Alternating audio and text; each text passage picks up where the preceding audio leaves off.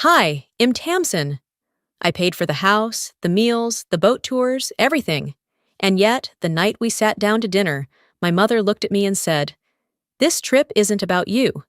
They wore shirts with everyone's name but mine, gave my concert ticket away to a stranger, replaced me in photos, in bedrooms, in the story they told the world. But what hurt more than the erasure was how natural they made it look. So I did the one thing they never expected. I stopped funding the fantasy. Ever wonder what it takes for a woman to freeze her own family out of her life? And her wallet? I arrived in Destin late afternoon on a Thursday, the sky leaning toward gold as the sun dipped closer to the water. My suitcase rolled awkwardly across the gravel driveway, the wheels catching in loose stones. I could hear laughter from the porch before I even reached the steps. Vera opened the door just wide enough for a quick hug that never really landed. "You made it," she said like I'd dropped in uninvited. Behind her, Callista was already snapping selfies with Leora and Declan, the filters already smoothing out their smiles. She didn't even glance in my direction. The house was beautiful, clean, curated, coastal chic. Everything matched except me. I placed my bag by the guest room door, the smallest one in the back, and took a breath before joining them on the patio. It wasn't that I expected fanfare, but I thought maybe something more than "you made it." Dinner that evening was grilled snapper, corn on the cob, and watermelon salad, Callista's idea. The table was set for 8, even though only 6 of us were there. Declan had brought his cousin for the first night, but he'd left before I arrived. My seat was next to Leora, across from Vera. Conversation flowed easily about Leora's new swim class, Callista's latest brand deal, Vera's insightful take on the news. I nodded where appropriate, offered to pass the butter, and smiled too much. Halfway through Callista's retelling of some hilarious airport mix-up, Vera suddenly turned to me, napkin folded neatly in her lap. Her voice was syrupy sweet. "This trip isn't about you, Tamsin," she said, cutting through the table like a knife. "Please don't make it about yourself." The table fell into a strange hush. No one gasped. No one defended me. Forks still moved, glasses clinked. Even Leora just looked down into her lemonade like she hoped it might swallow her. I managed a half smile, bit into a piece of corn that suddenly tasted like nothing, and nodded as if I agreed. I didn't speak for the rest of the meal. I didn't trust what might come out. That night, I stared at the ceiling fan blades spinning above me, counting their rotations until I lost track. The next morning, the house buzzed with plans.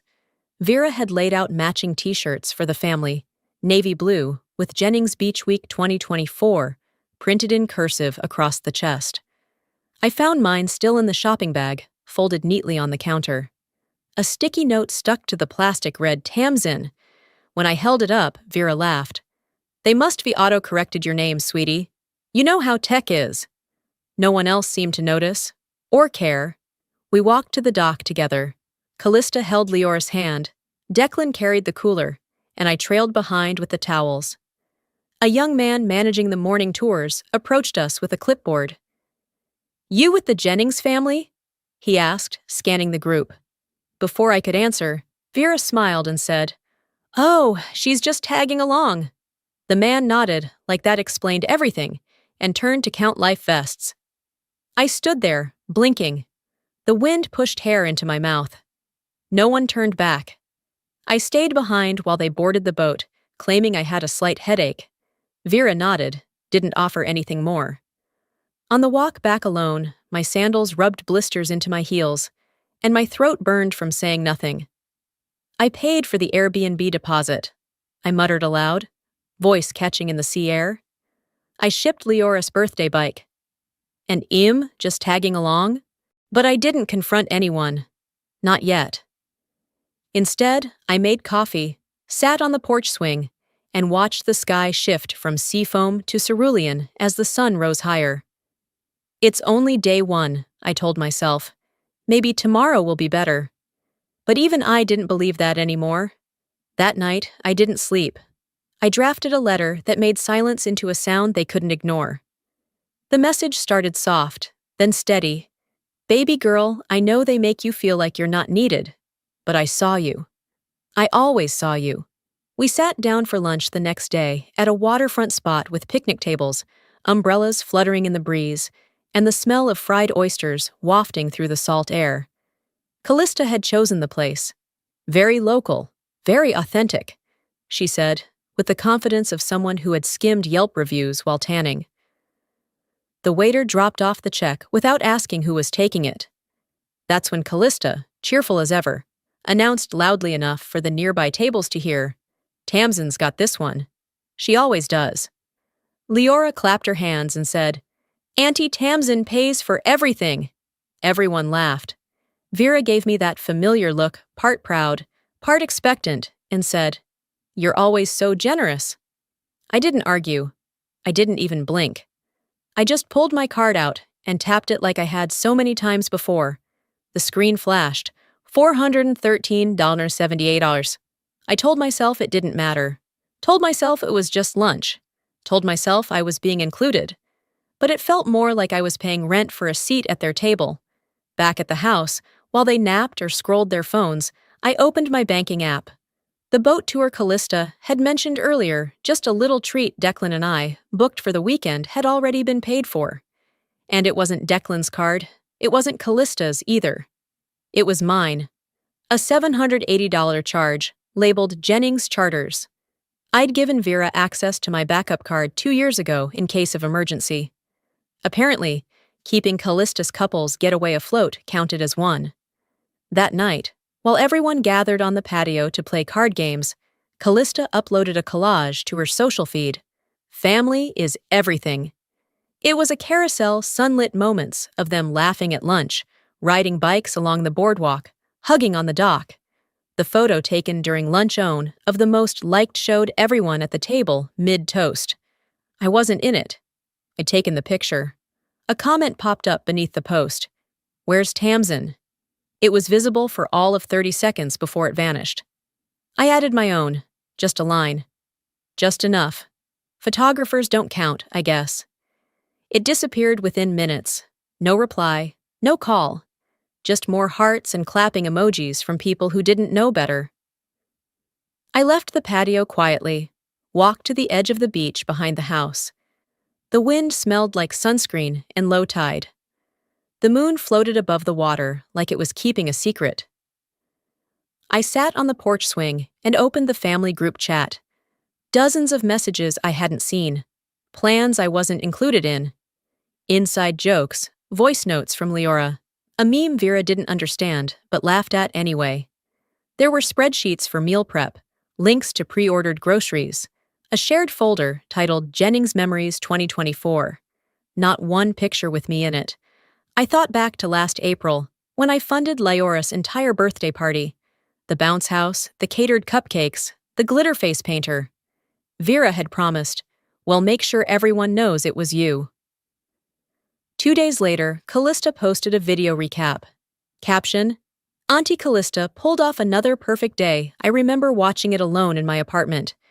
I didn't comment, didn't text, just sat there and let the silence settle around me.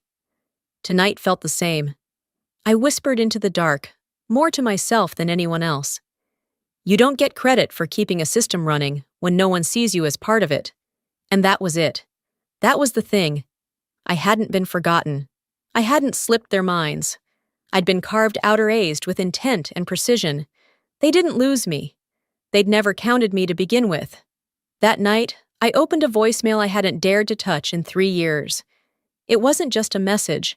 It was the only voice that never made me feel small. I lay in bed, face lit only by the soft glow of my phone screen. Everyone else had gone to sleep hours ago, and the house had settled into that strange kind of silence that only comes when people are too proud to apologize out loud. I opened my voicemail folder, not the one for new calls, but the one labeled Don't Delete. There it was, Raymond, my father. The message had been sitting there for 139 days. I counted once, never had the nerve to open it again. But tonight, after being erased from yet another group photo and watching my name vanish from a comment thread like it had never existed, I tapped play. Baby girl, I know they make you feel like you're not needed. But I saw you. I always saw you. His voice was slower than I remembered. Deeper. Not because it had changed, but because I had forgotten how much safety lived in it. He talked about a dinner I had hosted years ago. The one where Vera showed up late and left early. Where Callista made a toast that somehow forgot I'd organized the entire evening. You came early, stayed late, cleaned dishes you didn't dirty. That's who you are. But I need you to remember, you don't have to prove your place to people who would rather forget you than thank you. I listened twice, then again. I closed my eyes and let his voice live inside me for just a few more minutes. It wasn't dramatic. It wasn't even emotional. It was factual. He saw me. I didn't cry. I didn't feel broken. I just adjusted. Like my spine straightened itself. The next morning, I went out to the back porch while the rest of the house was still tucked in. Vera's curtains were drawn. Callista's door was slightly open, fan humming from inside. I carried my coffee out, wrapped a towel around my shoulders against the breeze, and sat in the swing chair. Leora padded outside in socks and a long t-shirt, rubbing her eyes. "Aunt Tamsin?" she asked, voice still sticky with sleep. "Do you need help with money?" I blinked. "What?" "Grandma said you always waste it. That's why you work all the time, right?" I stared at her, this kid who only knew what she'd been told, who repeated things like facts because no one had told her they were lies. I didn't correct her. Didn't tell her Vera was wrong. I just smiled and said, "No, honey, I don't need help. I need boundaries." She nodded like she understood, then wandered back inside without another word. That hurt more than anything Callista had ever said to my face. It wasn't cruelty, it was conditioning. They weren't just ignoring me, they were rewriting me in real time, planting it in the minds of people too young to question the script. Later, after the morning bustle began and everyone got ready for another over-planned bonding activity, I went for a walk along the shoreline. I didn't bring my phone, just myself and the wind. I thought about how many times I'd rewritten myself to fit. How I'd bitten my tongue so hard it nearly became muscle memory. How every time I heard, "Don't make it about you," I made myself smaller. And for what? So they could assign my kindness to someone flashier? Louder? More photogenic? Every time I said it's no big deal, I'd buried another version of myself. The quiet one, the reliable one, the background character in a show she paid for, but never got to star in. I reached the end of the cove, where the rocks jutted up into the water and the waves cracked softly against them. I sat on a large stone, let my feet dangle, and took a deep breath that I hadn't realized I'd been holding since Colorado. That voicemail wasn't just reassurance. It was evidence that once someone who mattered saw me clearly, not as sensitive or complicated or dramatic, but as someone who showed up. I whispered to the wind, "I'm not leaving because they didn't include me. I'm leaving because they're pretending I never did." And in that moment, for the first time since arriving, I didn't feel erased. I felt real. She was telling another version of me, one she'd crafted carefully for an outsider. But this time, I didn't just listen, I documented. It was mid-afternoon, and the kitchen smelled like lime and cut cantaloupe. I was slicing fruit quietly, trying to stay out of the way, blending into the rhythm of the house like I always had. From where I stood, I could hear voices drifting in through the open screen door, Vera's tone, syrupy and performative, the one she used when explaining me to strangers. "She's always been sensitive," she said with a light chuckle.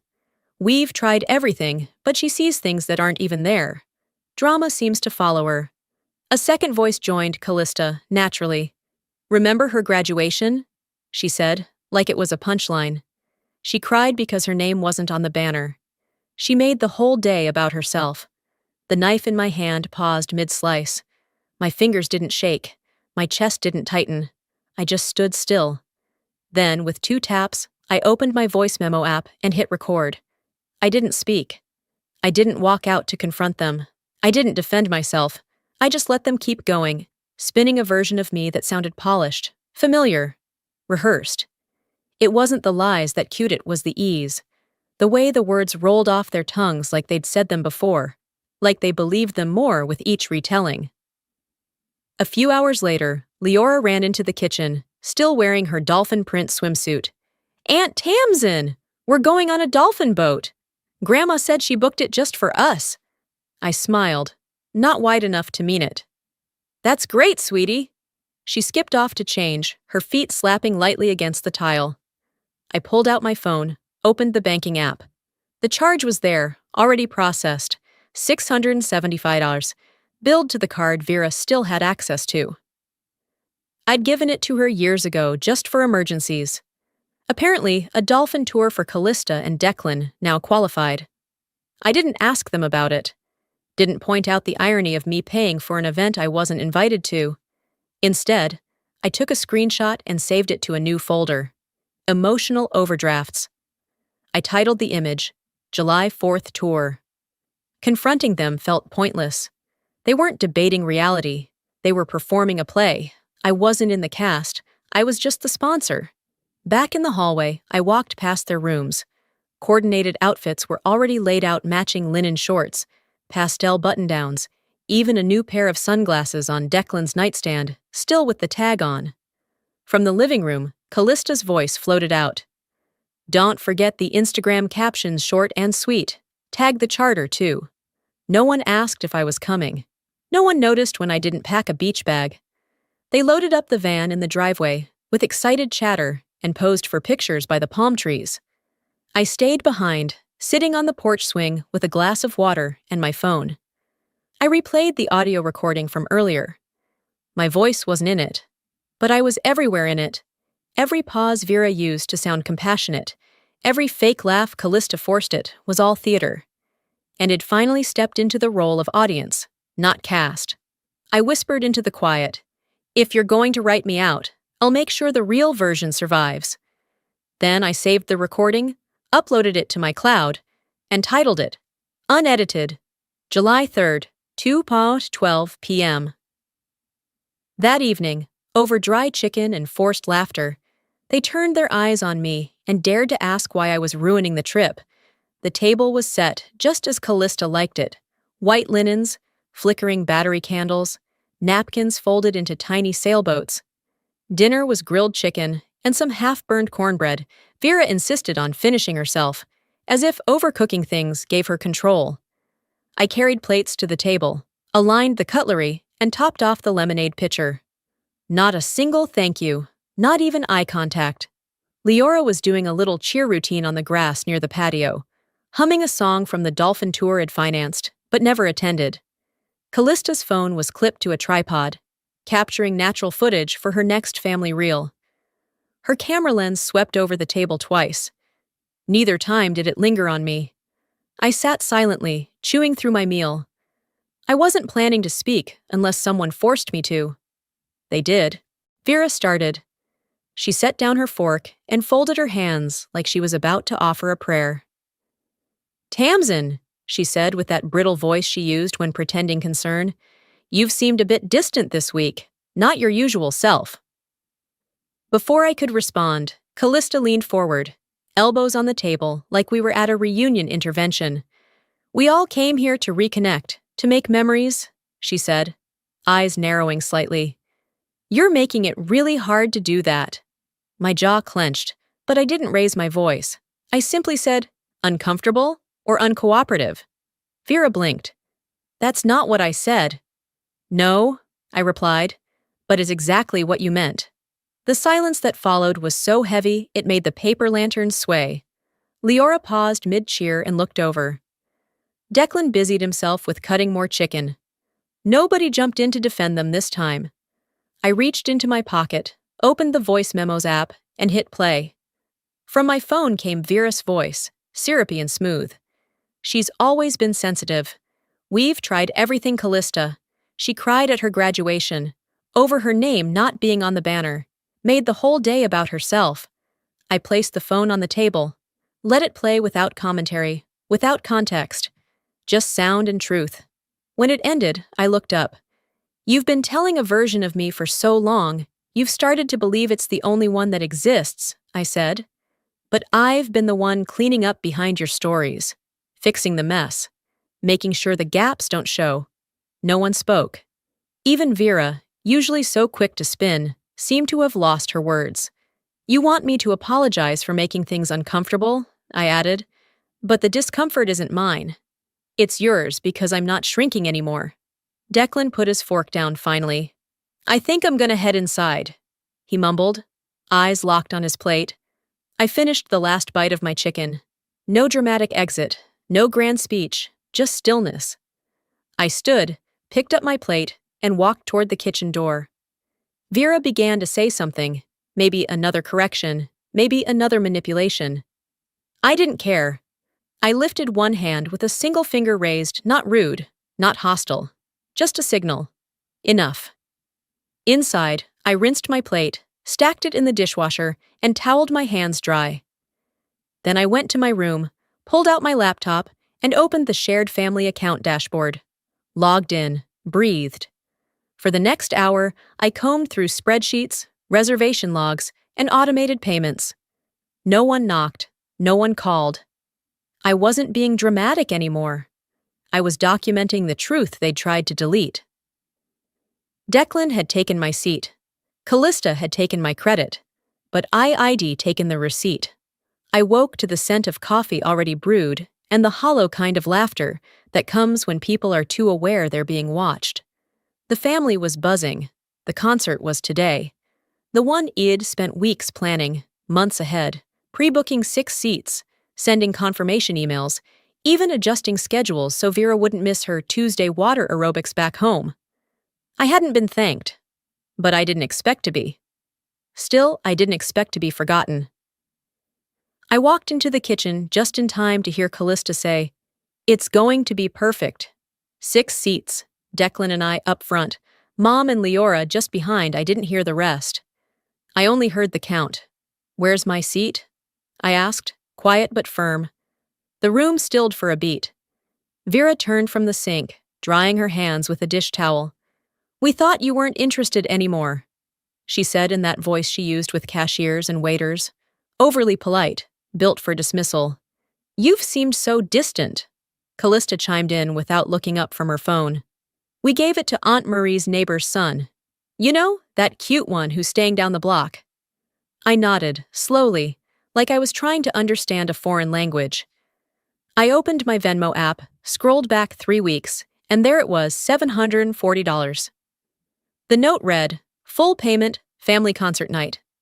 I didn't say a word. Not because I didn't have one, but because silence, wielded well, is louder than any accusation. I went upstairs, needing air that wasn't recycled through fake grace. When I opened my bedroom door, I froze. My suitcase was gone. In its place was a note, scribbled in Vera's familiar cursive. "Hope you don't mind." Switched with Declan so he can sleep next to Callista. "Yours is the guest room near the laundry. Love, Mom." The new room, if you could call it that, was a narrow box beside the utility closet. No windows. A twin mattress that sank in the middle. The scent of chlorine and dryer sheets clung to the air like mildew trying to masquerade as clean. I stood there, holding the note. Then I folded it slowly, slid it into my pocket, and walked back to retrieve my suitcase. It was parked against the wall outside the laundry room, zipped but slightly unlatched, like even it didn't want to stay. I didn't cry. I didn't pack in a fury. I moved with robotic calm, folding the clothes I had just unpacked 2 days ago. Shirt, pants, dress I never got to wear. I zipped the suitcase closed, then opened my laptop. Airline app, return flight, available seat zone left for the next morning. I booked it. Then I logged into the shared family spreadsheet Vera had insisted we keep for budget transparency. One by one, I removed my name from every section. Lodging, car rental, dinner plans, gift contributions, grocery rotations. I clicked Leave Folder without hesitation. After that, I sat down and drafted a message just for myself. Not to send, not to show. Just to name the thing I now knew with certainty. You weren't erased, you were replaced, and now, you're reclaiming. That night, no one knocked on my door. No one noticed my absence at dinner.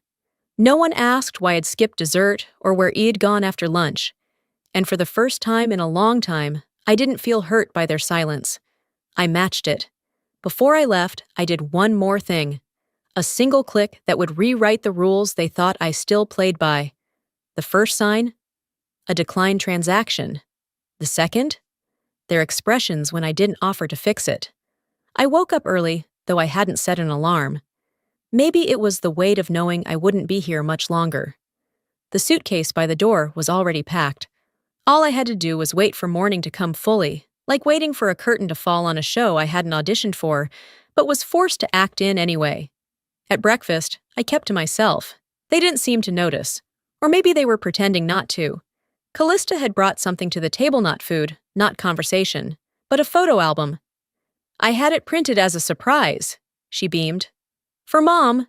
Vera's eyes lit up. Oh, Callista, you didn't have to. They flipped through the pages, narrating each memory like it had happened only to them.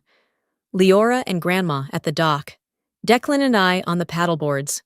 4th of July dinner, what a spread. I sipped my coffee in silence, knowing full well I'd been present for all of it. But when my own face finally appeared, arms full of towels, sun in my eyes, a rare smile not yet rubbed raw by the week's tension, I noticed the caption beneath it. Unidentified guest, LOL.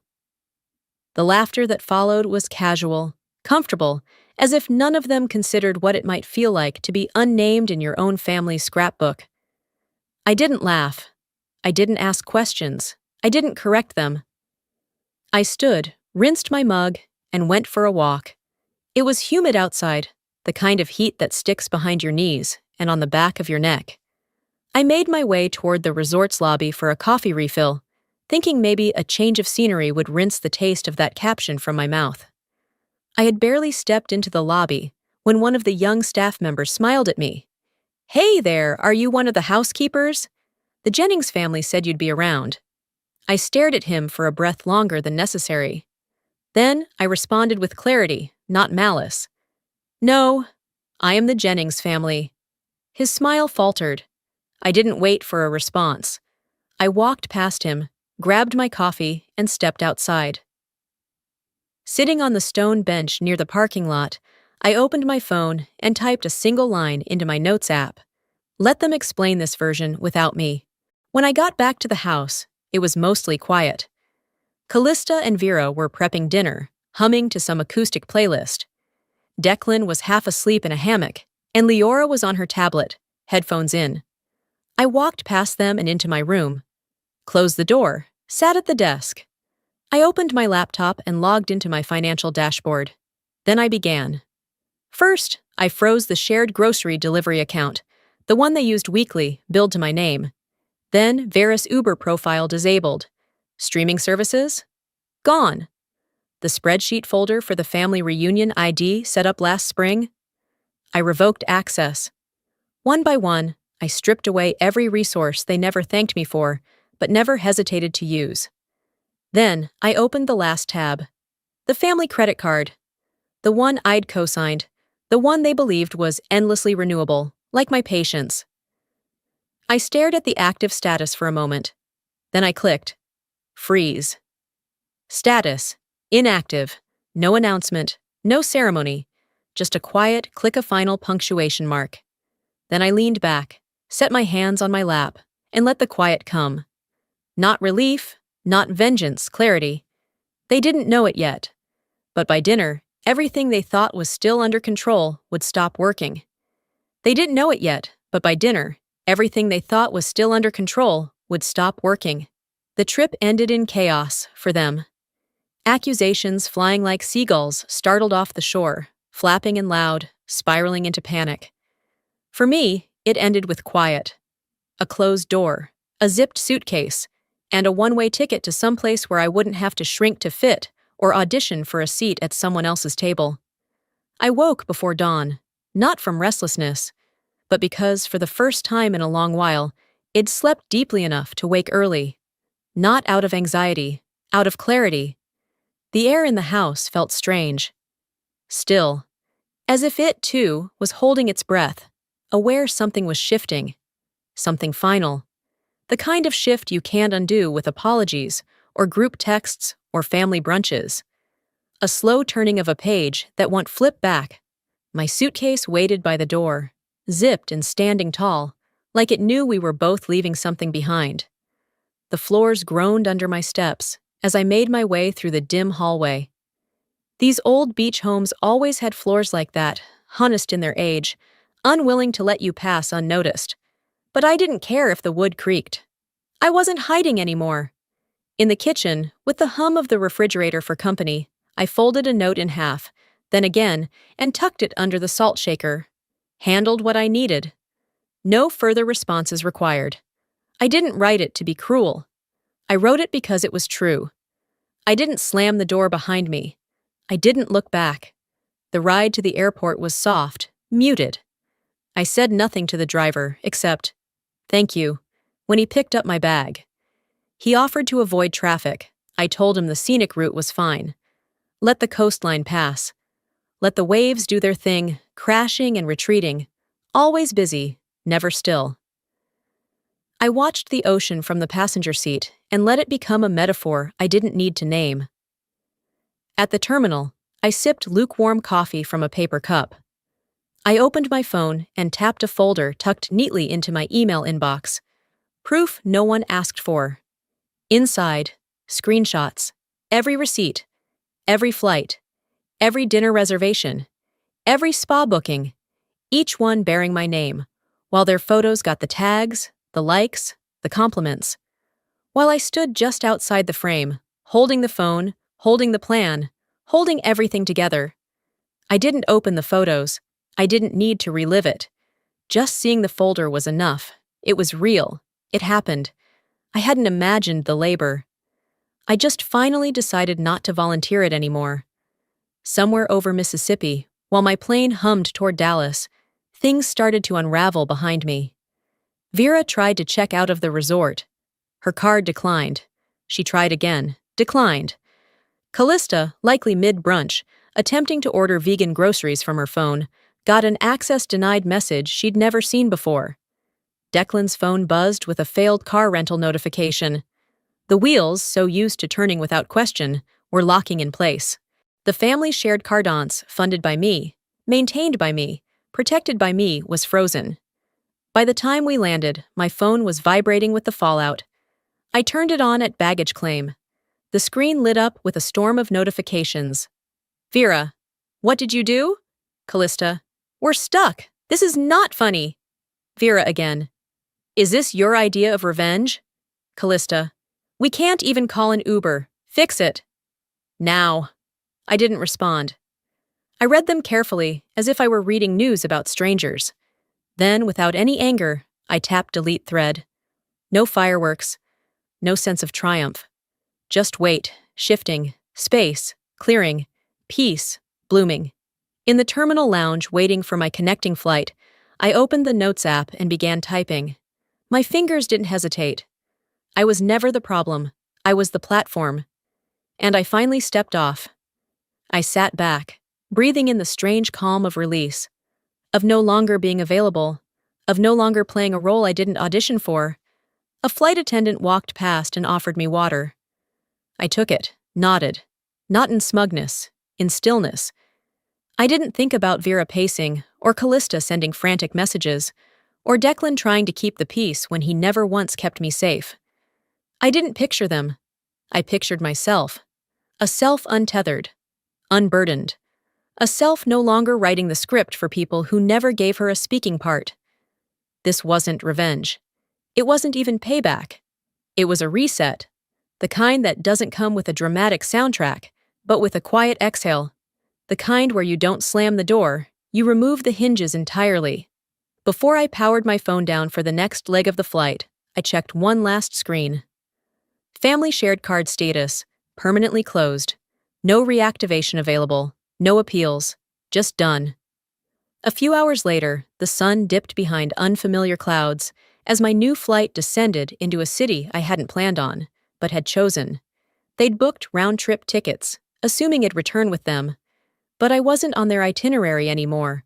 For the first time, I was fully, finally, on my own. The first morning back in Denver greeted me with a silence I didn't expect to find comforting. No vibrating phones tossed on countertops. No group texts buzzing with passive-aggressive emojis. No color-coded lists stuck to the fridge with cutesy magnets shaped like avocados. Just quiet. Real, living quiet. The sun cut soft gold across my kitchen, pouring through the gauzy curtains I had hung without anyone's opinion. I was barefoot in my favorite robe, the one with the stitched initials that no longer felt ironic. The scent of strong black coffee curled into the air, brewed in the machine I bought, maintained, and like most things in my life, now cleaned myself. I didn't expect a knock on the door.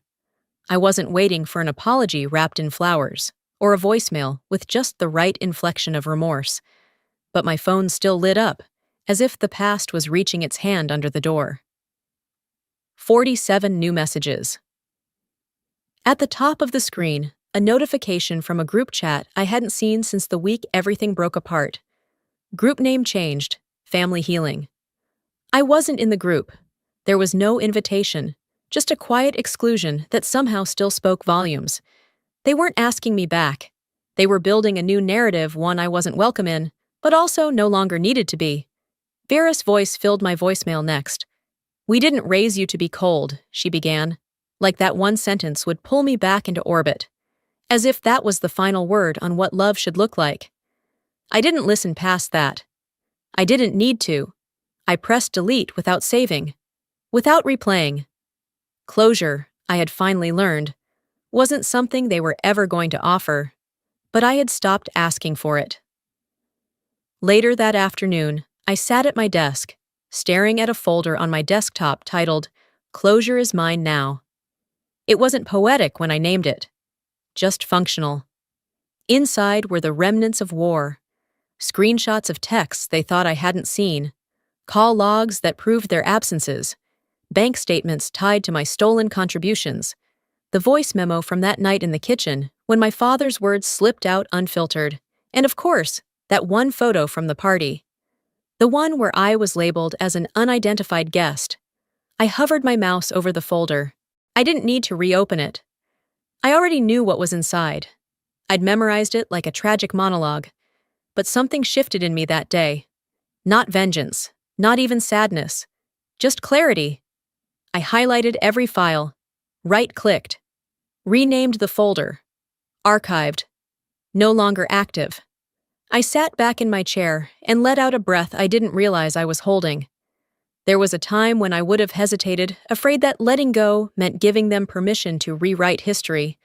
But it wasn't erasure. It was release. Those files were no longer evidence. They were echoes. And I didn't need echoes to tell my story anymore. A few days later, I wandered into a tucked-away bookstore Kath had never noticed before, nestled between an antique shop and a used record store. It had dusty corners and handwritten chalkboard menus, the kind of place you don't find unless you're lost or finally free. I ordered a strong black coffee and chose a seat by the window where the sunlight spilled like warm silk across the table. The barista, a girl in her 20s with glitter on her eyelids, handed me my cup and tilted her head. "I love your earrings," she said. "They look like they mean something." I reached up and touched the tiny silver moons dangling from my ear Sones had found at a flea market in Santa Fe 2 years ago. I hadn't worn them in ages. "They do," I said, and smiled. Not for her approval, not because I needed to charm anyone, but because they did mean something, just not to anyone but me. Near the front register, I spotted a stand with travel brochures. One caught my eye, Solo Women's Hiking Retreat Zion National Park. I flipped it open, heart oddly steady. I read the details, then read them again. The wind whistled slightly outside the cafe door, brushing a fallen leaf past my boot. I took out my phone, scanned the QR code, and registered. There was no need to tell anyone, no need to justify the cost, ask for time off, or seek permission. It was my name, my card, my decision, and that was the most radical thing of all. On my way out, I passed a family sitting outside. A little girl leaned into her mother's lap, giggling, while her mom gently tucked a strand of hair behind her ear. I watched them for a moment. Not with bitterness, not even with longing. It wasn't envy I felt. It was recognition, the quiet kind you get when you remember wanting something that no longer fits. Like a coat you wore for years, until one day you shrug it off and realize it was never your color. Some families inherit peace. Others, like me, learn how to build it with their own two hands, on new ground, under no one's shadow. And sometimes that's the only kind that truly lasts. They say silence can be cruel, but sometimes it's where you find the clearest truth. For me, it wasn't about walking away in anger. It was about walking away with intention. When you've spent your life being the one who shows up, who smooths the wrinkles, who fills the gaps no one sees, there comes a time when you ask, who's showing up for me? I learned that setting boundaries doesn't make you cold, it makes you honest. And if honesty makes others uncomfortable, maybe it's because they've benefited from your silence for too long. Family, in its healthiest form, should be a place where your presence is not just tolerated, but cherished. If that's not the case, it's not betrayal to protect your peace. It's self-respect. Maybe you've been the invisible one at the table. Maybe your kindness has been turned into currency, your silence mistaken for consent. If so, this story was for you. Now, I'd love to hear from you. Have you ever had to choose your own peace over your family's approval? Have you ever walked away, not because you stopped caring, but because you finally cared about yourself? Let's talk about it. Drop a comment below, just type 1 if this story hit home for you, or tell me what city you're watching from. If it didn't resonate, I'd still love to hear why this space is for every voice. And if you want more stories like this, real, raw, and rooted in truth, don't forget to subscribe. Your voice matters here, and I'll be right here with the next story that just might feel a little too familiar.